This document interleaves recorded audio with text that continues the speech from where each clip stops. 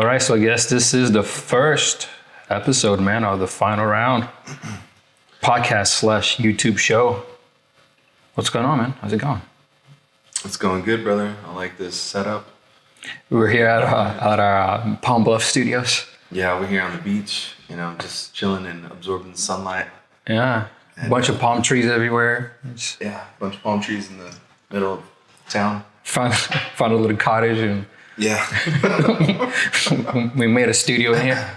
Yeah, I just chopped up most of this wood to create the walls of this place. And we just started like I'm a little tired. 10 minutes ago. Yeah, it's quick work. Anyway, so here's the podcast. I'm going to talk about MMA. Obviously, the most famous organization is UFC. So we will be talking about different fights that are coming up and different topics in the MMA world, and maybe some off-topic things here and there. But we just wanted to take the opportunity for the first one here for the first round for us to explain to people what the channel is about and what are we going to be doing here, As far as that, actually, why don't you get a timer set up on your phone so we make sure we got the final round going, or the first round going. So we want it to be the timer? Let's do 2 minutes. Okay.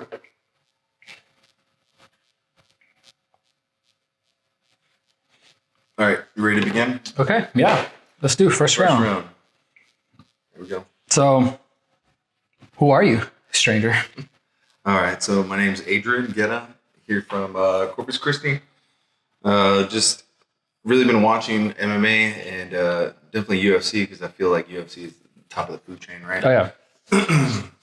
It's got to be since senior year of high school, freshman year in college, so I would say about 2004, 2005-ish, around there. Careful, you're giving away your age here. I know, right? Yeah, so I always just watched boxing, MMA. It's always been really attractive to me because I think it's kind of like modern day gladiators. We're watching the highest of the highest. I mean, yeah, of course. And we are watching them in an arena, right? In an arena. 2 people right in the middle of the arena. Yeah, in a cage. Most people don't like it. They feel like it's just cockfighting, right? Human cockfighting. Or just no lines. But if you watch them for a while, you see the art form in it. Right. And you see what they're capable of doing to another human being, which is crazy. Pretty incredible, yeah. I mean, my name is Pete. I'm the other host here. I've been watching UFC, I think, maybe 2007. I mean, I grew up, a cousin of mine was actually doing jiu-jitsu when he was younger. It was him and another buddy of his.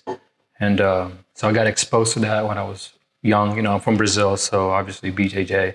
And then I do BJJ myself. I'm a blue belt. You're a descendant of Gracie? I'm a straight lineage. But yeah, so been a fan ever since, especially since, I practice jiu-jitsu, you can see the greatness that some people have. So it's a great thing, man. Cool. And hopefully we'll be doing this more soon. Maybe hopefully once a week we'll try to get to y'all guys and do the fight nights, do the pay-per-views, and kind of do what we feel is maybe an analysis of maybe the main fights on the card and what could be at stake for the fighters. Yeah. Winning or losing. All right, so let's talk about Jon Jones, man. So let's get the round two on the way. So let me pull a Jamie here. And let's look for Jon Jones. What is he doing? So Jon Jones vacated the light heavyweight title. Many would say he didn't want to rematch Dominic Resz because that was a tough fight for him. You think he lost? It's a close fight. It could have gone either way, honestly. But I think in the end, Jon retained his title. So he vacated the title. I think he wants to move up. He's getting a little older. I think he wants the big fights. And the big fights aren't going to be a light heavyweight at this point in time because he's fighting a lot of people that are hungry. They might not have a huge name. Dominic Resz kind of gained his name off Jon Jones too, right? He's been through a lot of the top contenders already. I mean, there's the argument that he's the GOAT. Obviously, he got popped a couple times. Right. The picograms, right? But he's fought the best of the best, right? Picograms. In their time. He's fought the best of, if you look at his chain of victories, one could say they're they're unmatched, right? So he's definitely going up to heavyweight. The thing about Jon Jones, should he fight a contender or should he fight Stipe Miocic? Right? I mean, they had the talk about bringing in Brock, but do you think Brock is really a worthy opponent to get him up to the title shot? I don't know. So Brock would definitely push anybody's name higher. Sure. Right? Just because he's Brock Lesnar. Yeah. Just because he's Brock Lesnar. And he's not a walkthrough. No. I mean, he's a huge guy. He's a big boy. So if he gets you down, then it's a little interesting, right? And so if you fight Brock, let's say he loses to Brock. And then what? And then what? Where does he go? Do you go back down to fight the winner of Dominic and Jan, right? Nah, I think he would have to fight another top heavyweight contender, I guess. But I think the fight to make. Sell? I don't know. You know, it's okay. Jon Jones loses to Brock. Brock moves on and fights Francis, or Imagine Francis and Brock. Oh my God. Brock moves on, fights Francis or Stipe, and then you got Jon trying to get his first victory against a heavyweight contender still. Yeah. I mean, I guess people would still hang on to the train and say, "Hey, Jon." I mean, Jon and Stipe would sell right away too, though. Yeah, Jon and Stipe would sell. You know, Stipe is arguably the greatest of all time in heavyweight, and Jon light heavyweight. So, I mean, they've done that before, to where they moved the champ from the division lower straight into a title shot of the division above. Yeah, I think that's the way you have to go. I think you have to give Jon the title, because even if he loses to the champion, now you can go back down because you lost to the champ. Yeah. But if you lose to a contender, then you're like, oh shit, where do we go from here? Really? Oh, let's make a cruiserweight finally, and then maybe Jon can get his fit in. But I think you have to fight Stipe. But Stipe fights Francis first. Yeah. Dana already said, right? So even though he's not really keen on that rematch. And that's gonna be a great fight. What if Francis wins? Then you have Jon versus Francis. That's holy crap. And lately you've been kind of seeing Jon's chin kind of challenged a little bit. He's getting hit a lot more, right? Yeah, he's getting hit more. He's getting hit a lot more. And he hasn't gotten hit by somebody like Francis. That's the thing. He hasn't got hit by somebody like Francis. And Francis is going to be throwing a damn gorilla in front of him. Gorilla. But if Jon can get by that barrage that's in that area right here, that danger zone, if he can get by that, then he can do some work on the inside of Francis. Yes, because he's got more. He can take him down. More experience than Francis, I would say, as far as being more well-rounded. You know? Oh yeah, his grappling's a lot better. His top game, everything's going to be a lot better. He's going to make Francis look like Gustafsson on the ground. He's going to finish him on the ground. He won't be like Stipe and wear him down. I think Jon can finish Francis on the ground. But to cross that bridge, right? To cross that bridge is definitely the problem. Because Kane couldn't even cross it, right? Sure. Kane tried to cross it and got uppercutted, and that was that. So there's always danger against Francis stepping in. Crazy how he was just off of the streets into UFC greatness. Fucking working at, what was it, some kind of mine or something, where he was working as that's why he's big the way he is. Yeah, it's like, they referred it to as the beginning of Conan? He's literally just working and working and working, getting bigger. All right, that was a little bit of an extended round 2. So let's move on to round 3. So let's do Conor. What's going on with Conor, man? He's going through some mental health issues, apparently. I mean, he posted a tweet, it says, "I can't go on like this. I am crushed here. Suicide intervention yet ridiculing me in this manner online. Ridiculing me. Ridiculing. That's the way I say it nowadays. At this horrendous time in my life, I'm trying to stay strong for my kids and the people that rely on me and that love and support me. Thanks for the insults, hypocrite." He's just getting emotional. Maybe he was drunk when he was tweeting about that. I'm not quite sure. What happened to Conor is what happens to every famous person, right?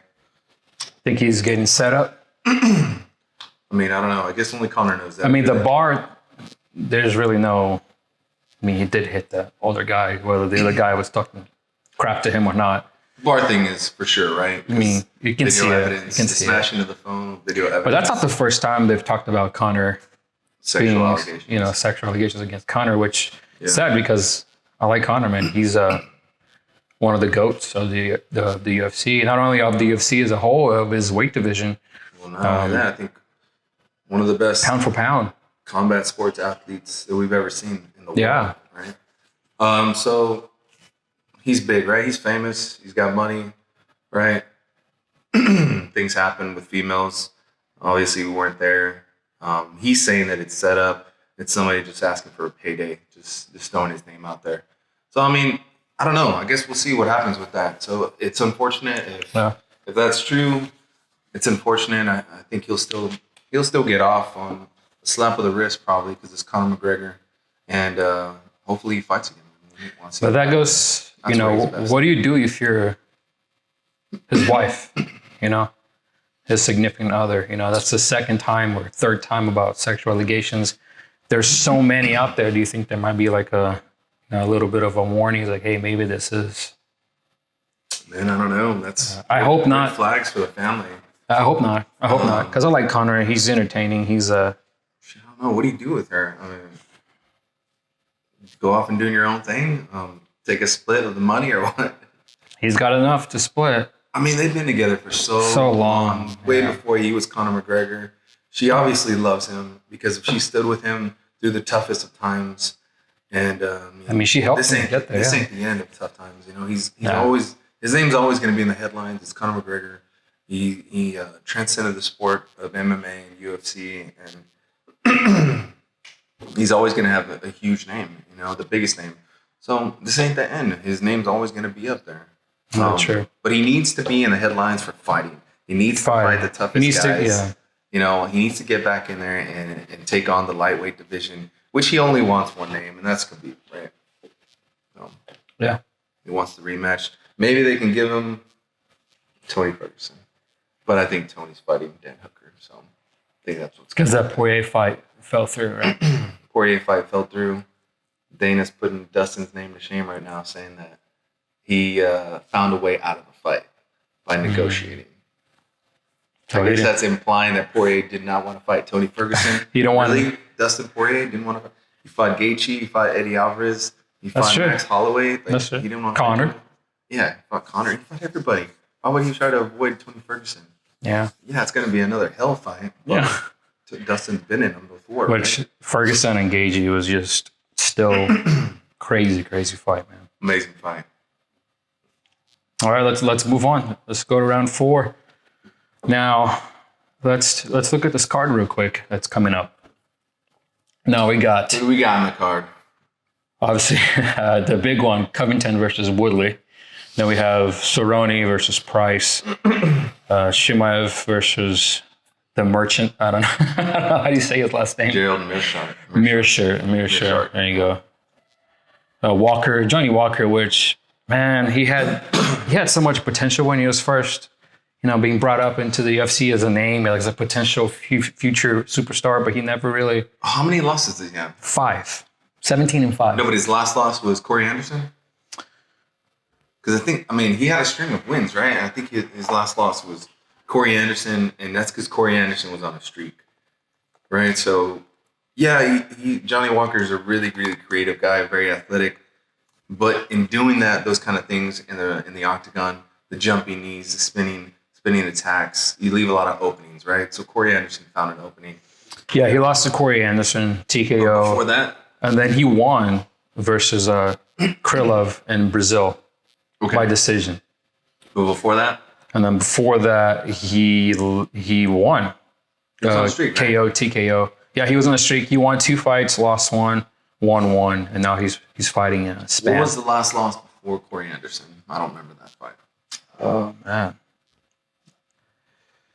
I'm not sure. Let's see. Let's look at the stats real quick. So if Johnny Walker keeps it going, which I know he can, he's got the potential, he's got the size, he's got the reach.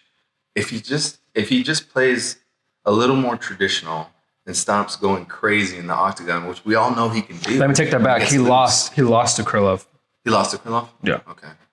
And then he won twice, and then he lost to Anderson, right? He was on a 1, 2, 3, 4, 5, 6, 7, 8, 9 fight win streak.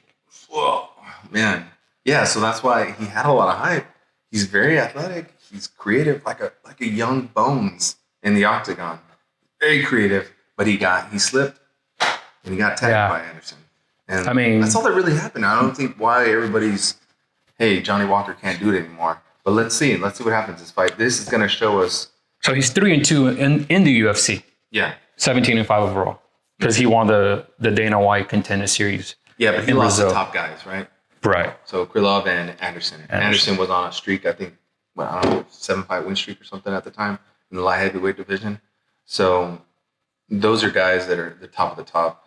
Obviously, Anderson's not in the UFC anymore. He didn't have the fan-friendly. Yeah, he beat Glover. He beat Glover Teixeira. Yeah, so he's definitely up there still. He ended up pushover. Yeah. Yeah, he can still win. He lost to Shogun.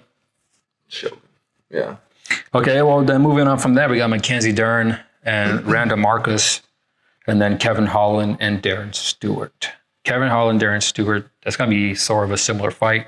They got, Stewart has less losses. Less wins. Darren Stewart, that's the guy they said looks like Tyron Woodley, right? Yes. He's identical. I'm like, what the hell? Is like Tyron's twin fighting on the card? What is going on here? That's a good fight, yeah. Yeah. Wow. Stewart's got to drop some weight. 185. That's walking around. Kevin Holland, 170. Kevin Holland's got the reach. Kevin Holland's got the reach on him. But yeah, they're basically otherwise the same stats. Mackenzie Dern, a little wonder girl, 8-1. Yeah, she's a submission specialist, right? Randa Marcos. That's a good fight. Very. That shows where Mackenzie Dern should be right there. If she wins that fight, then she'll be going up in the women's strawweight division, right? Yeah, it's a little.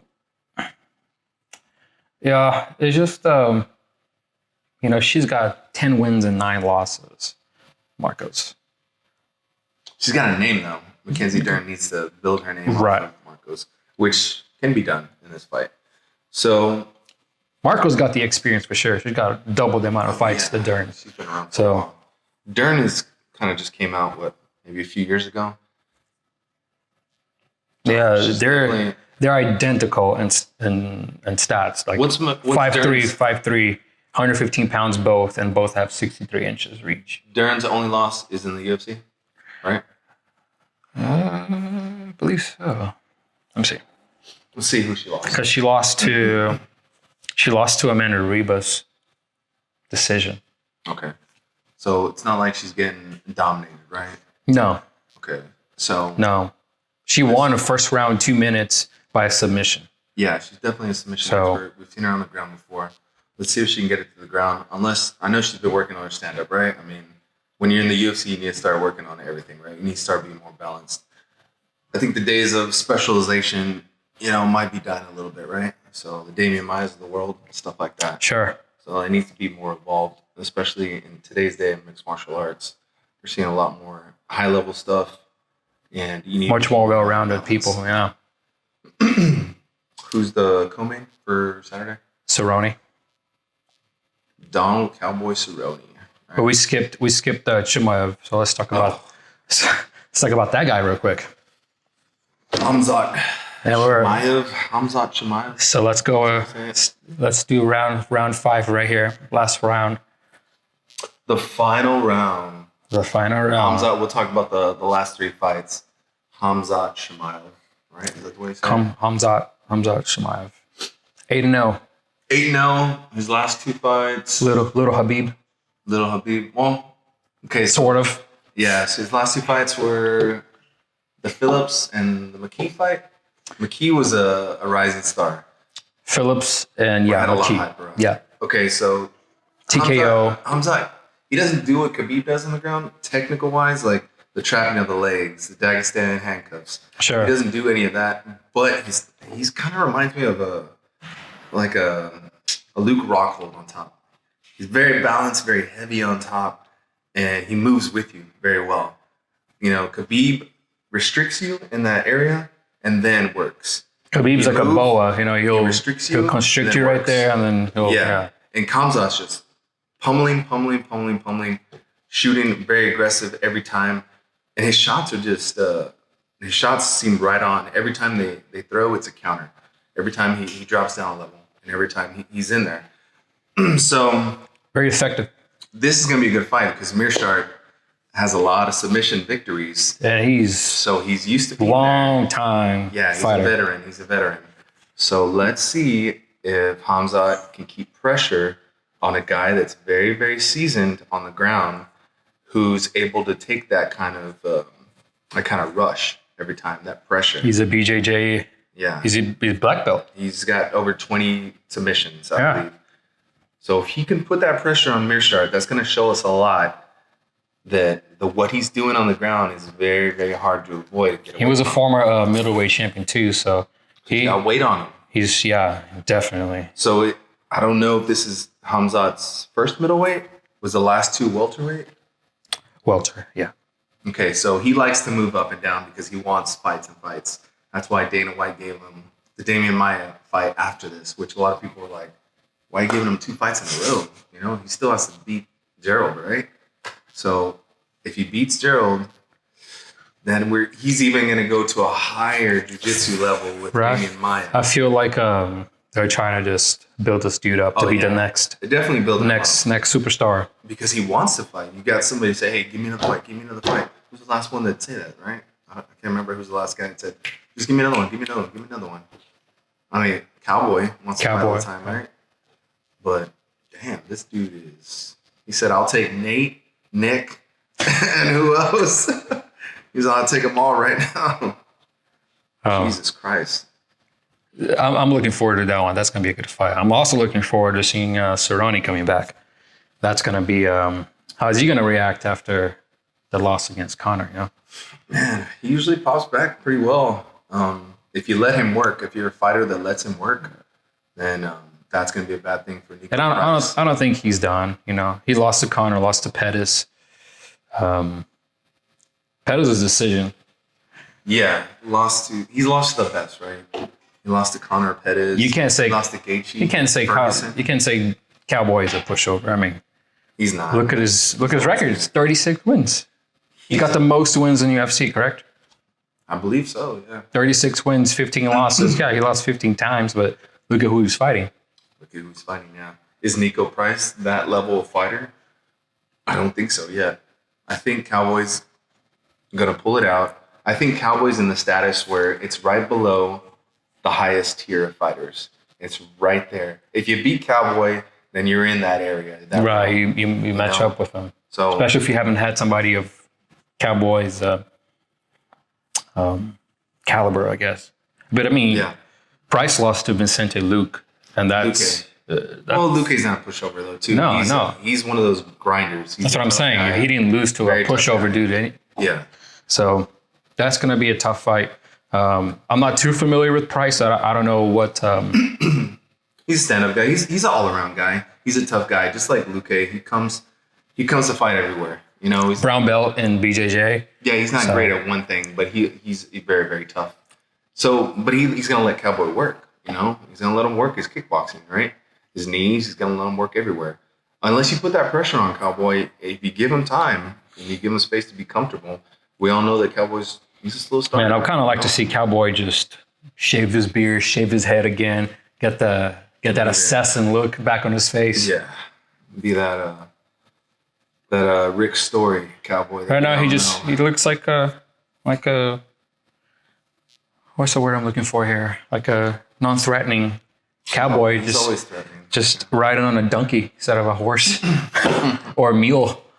That's what Alex Hernandez said. He got whooped. Yeah, that is true. Yeah, so I don't know. It depends on Cowboy too. What Cowboy shows up? Right. Like you said, you know, what cowboy is going to show up to the fight? If we got a Cowboy that's just kind of riding off into the sunset already, then Nico will pull off the victory, right? But if we got a Cowboy that's motivated and he wants to get back in there. I mean, I haven't seen many interviews because I guess the COVID thing. I don't know if they're doing that. But if we got a Cowboy that's motivated and wanting to get back in there and maybe his last ride, right? Then we might see and speaking of the whole COVID thing, I think it's, you know, I don't think it's one of the reasons why we haven't really seen a lot of the hype behind Covington and Woodley, because that just kind of died. You know what I mean? Like the rivalry that kind of used to be there. and now you can't really do tours, you can't really do the press conferences like they used to. I feel like they're not getting the animosity exchange, like shit talking sort of stuff. That would have definitely boosted this fight night. And you don't see much talk about it. I mean, I'm not seeing much talk about it. The last time we heard talk was 2 years ago, right? Unless you're really following MMA podcasts or you're watching, Chills. Most people wouldn't know. Most people wouldn't know. They wouldn't know that Covington and Woodley have a history. No. Right? Because the fight's happening way later than what it should have. Oh, yeah. If it happened 2 years ago, then everybody, oh my God. That would have been the fight. Woodley, we gotta watch that would have been the fight to watch. Yeah. But if you're hardcore, you're like, dude, not only is there a story, but the clash of styles and how much pressure Covington has. And it's just a great fight because Woodley, he's been getting dominated by people that have high pressure. And that's the Usman fight. That's the Gilbert Burns fight. He just hasn't been looking like Woodley, the former champion that we've seen. And Covington's a guy that we haven't seen fight anyway else. He only fought once last year. Woodley? Yeah. Against Burns, right? Usman. Okay, Usman. But his last fight was Burns. Last fight was Burns. And that's how Burns earned the title to fight Usman next up. Right. And then he only fought once in 2018 against Darren Till. Yeah, Darren Till. That was a good fight. That was to defend the title. Yeah, so, I mean, just win after win after win after win after win. He had a draw with Wonder Boy. Yeah, I remember that. He fought Wonder Boy twice. Yeah, so Covington, I feel like he's coming into this fight with better momentum than Woodley. I think momentum, I guess, is the right word, because you can't sleep on Woodley because he's going to sleep you. That's for sure. Yeah.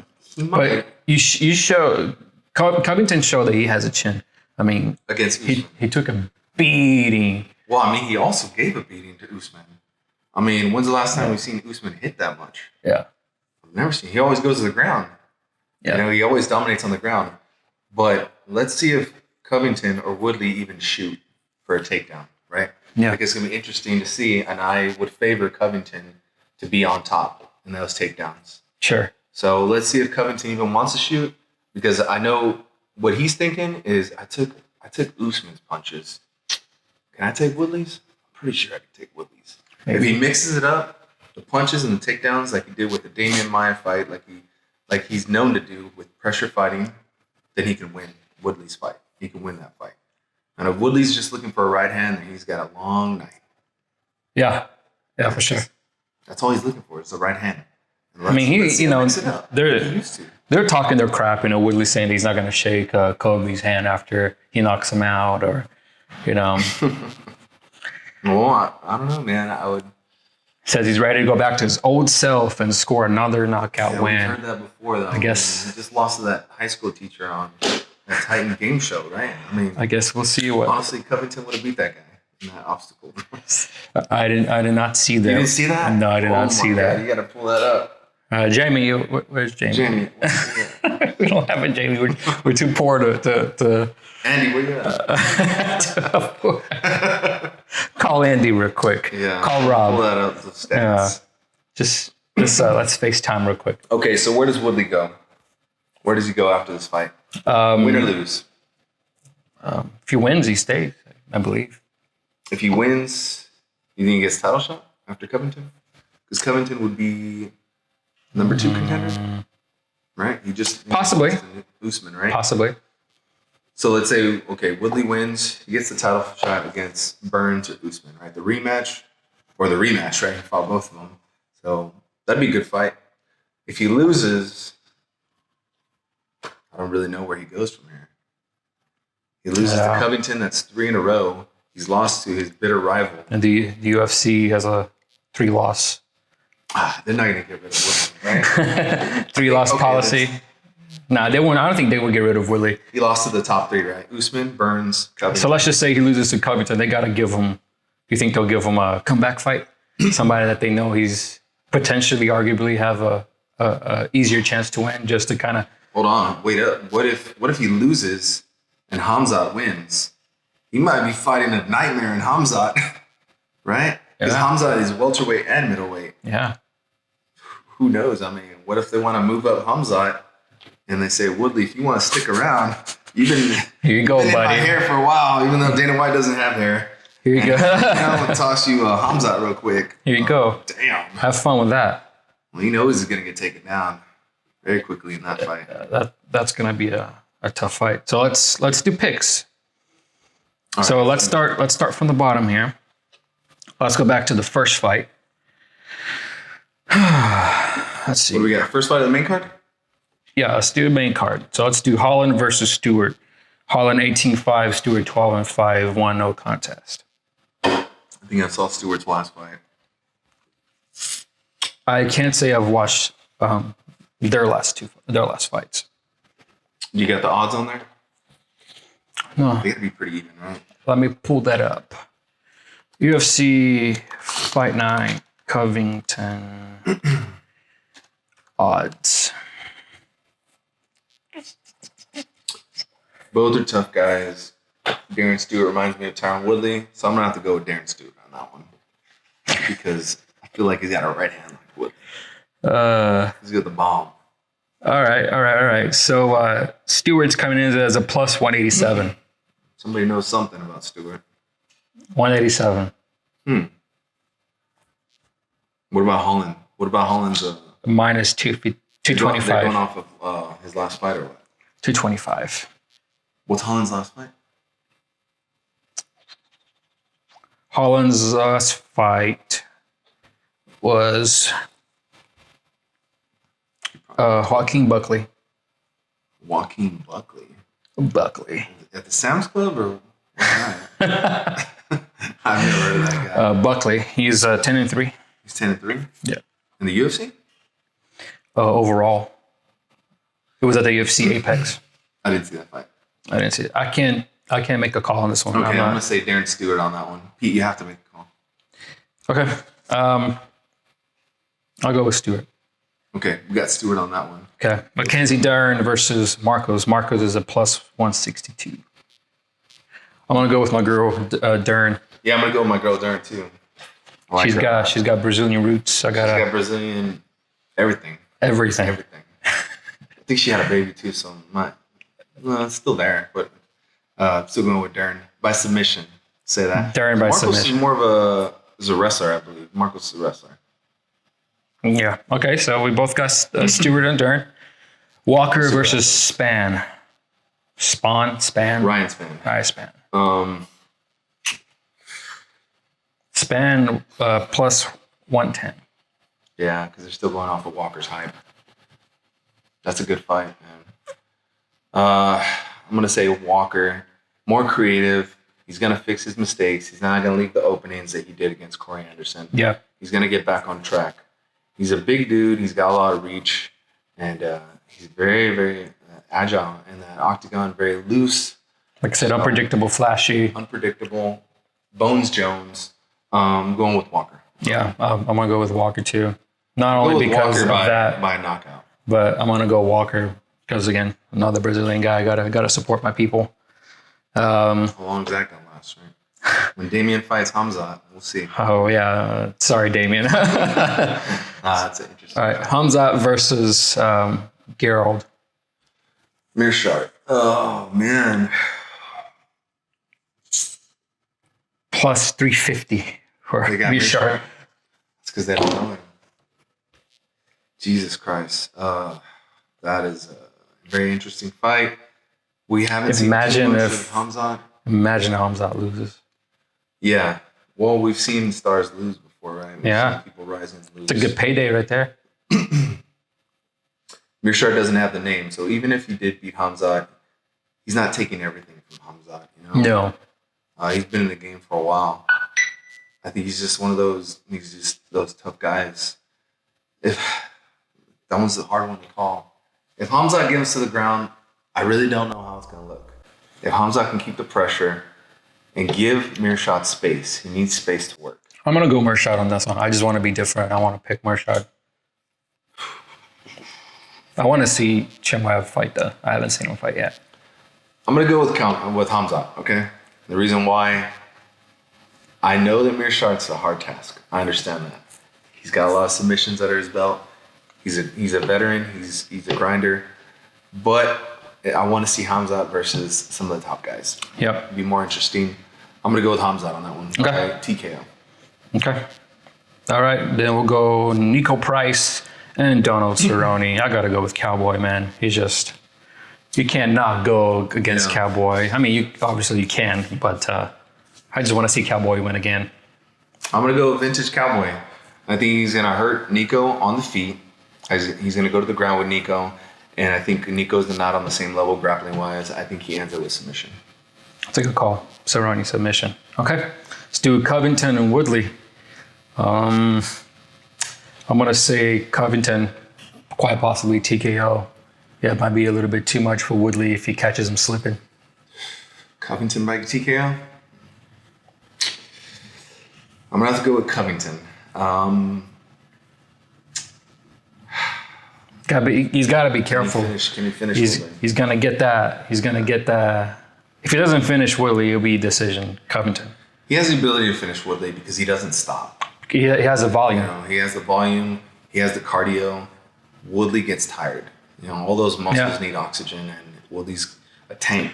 Woodley's got a lot of muscle. Woodley doesn't finish him early, which Covington hasn't been finished early. Yeah, it's true. He's barely freaking lost, right? So I got Covington. It's going to be by decision or TKO, like you said. But Covington either way. Covington either way. Yeah. The pace is too much for most people at that level. Yeah. Unless you fight a freak of nature like Usman that's used to pushing the pace. Even then, he's still pushing back. Yeah, he's still pushing back. He's still pushing back. The broken jaw is what led him to come down and get knocked down. But if not for that, dude, they're both Terminators. That could have been. That could have been, yeah. So that's a tough fight, but I want to see that again. Woodley or Covington by domination. Yeah. Covington by domination, whether it's TKO or decision. By decision. You might torture him in 5 rounds. All right, I guess we'll. The only different pick here that we have is the Hamzat. Because I want to go a little different. Huh? You're like a rebel. I want to be a rebel that doesn't want to go different. To the Hamzat. Where's the fun in Hamzat culture? Where's the fun on us having the exact same picks? I might get one of those bat lips, like Conor said. Throw it on, and show my love for him. Oh man, that's Let's see. funny. What are we gonna try next? What restaurant? I don't know. Well, depends on the time of the day, right? Let's try to do morning. Yeah. We're gonna find another little hole in the wall over here in Portland. Yeah, but that's gonna do it for the first one. We'll come back next week and we'll reveal the picks and who won. Obviously, everybody will have watched the fights already, but we'll have a breakdown of the fights, and we'll go from there. Any final words? Man, it's gonna be fun. It's gonna be fun every week. Let's talk some love of the sport, man. So hopefully we get some guests on pretty soon. Yeah, we're trying to get guests coming up. We got a few lined up already. Got Master Matos already agreed to come on the show. Oh yeah. Master Matos, coral belt in Brazilian Jiu-Jitsu, one of the heads of Gracie Humaita camp. So I'm excited to have him here. And opening up a brand new gym on October. So if you're in the Corpus Christi area, Portland, Aransas Pass single side. If you're in Aransas Pass, you got to go check out Mac Oliver, which is a brother affiliated gym over there. But if you're in Corpus, definitely go check out Gracie Humaita. Again, I got the shirt on right here, Mr. Helio. So anyway, so that's gonna call it, man. Hope you guys enjoyed it, and we'll see you in the next one. Thanks, subscribe, man. We'll see you next week. Deuce. Yeah, good call on the subscribe because I forgot about that.